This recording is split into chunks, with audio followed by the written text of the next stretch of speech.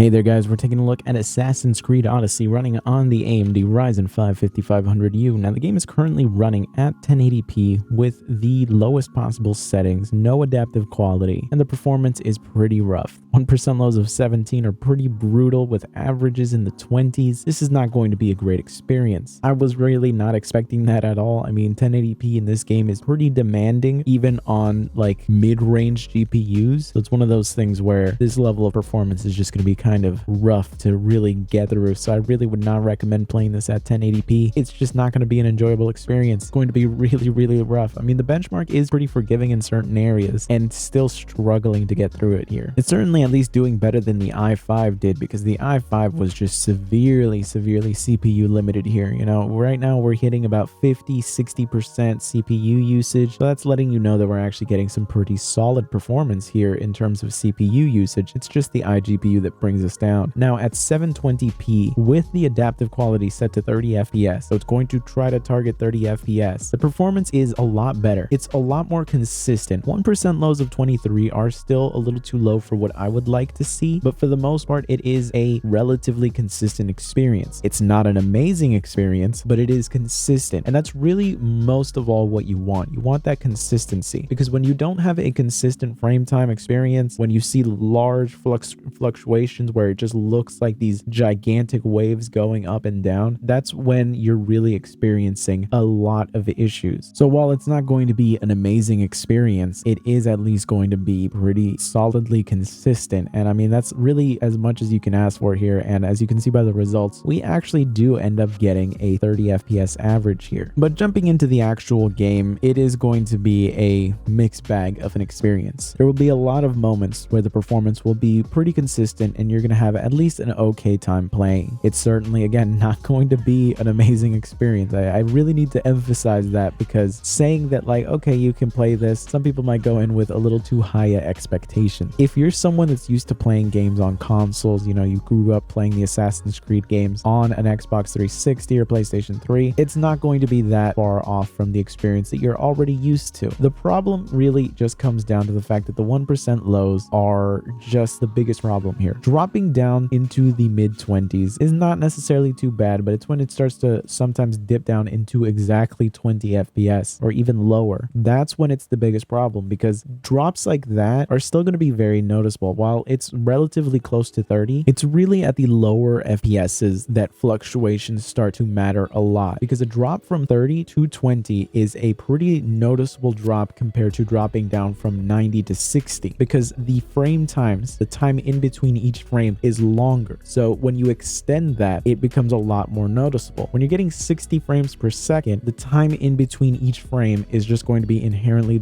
lower, especially if you're into the hundreds of frame rates. It's why you can drop from 200 frame rate down to 150 and it won't really be as noticeable as dropping down from 50 FPS down to 30. So while I would have liked to have seen a rock solid 30 just locked with 1% lows barely going under that, this is about as good as it's going to get. And overall, if you really want to play this game, you can get away with doing it. Really though, I kind of just recommend that you play the rest of the series from the beginning forward before you jump into this, just because at least then you'd give yourself an opportunity to play some games at actually decent levels of performance, though that might also put you off from playing this. But really, it all just comes down to your personal tolerances for this kind of thing. I mean, again, growing up, I was playing games at 15 frames per second and having a blast doing it. So if this is literally your only option for playing these games, you can of course do it like that. It's just the gaming market has changed so much since back then. I mean, back then it was like you bought a game for like, maybe you found it on sale, discounted somewhere, clearance for like 10, 15, $20. You pick it up, you kind of play it, and that's really all you have. Nowadays, with things like Game Pass, Steam sales, Humble Bundle, all of these different subscription services for games, you can kind of just gain access to a large library of amazing games that it's really just a different era where playing games at this level of performance might not necessarily be necessary. You know, like why play a game like this when you can play even Assassin's Creed 2 at much better performance than this? It's just something to think about. But anyways, I hope you found this video useful. If you did, be sure to subscribe and I will see you guys next time. Also, be sure to join the Discord. It's still a work in progress. It's not done yet. I have bigger plans for things to do on there. I also want to do some, you know, exclusive Discord stuff, but for now it's still being worked on, but I would appreciate you guys joining just in case if YouTube just decides to pull a fast one on me again and just nuke the channel all over again. Anyways, I'll see you guys next time.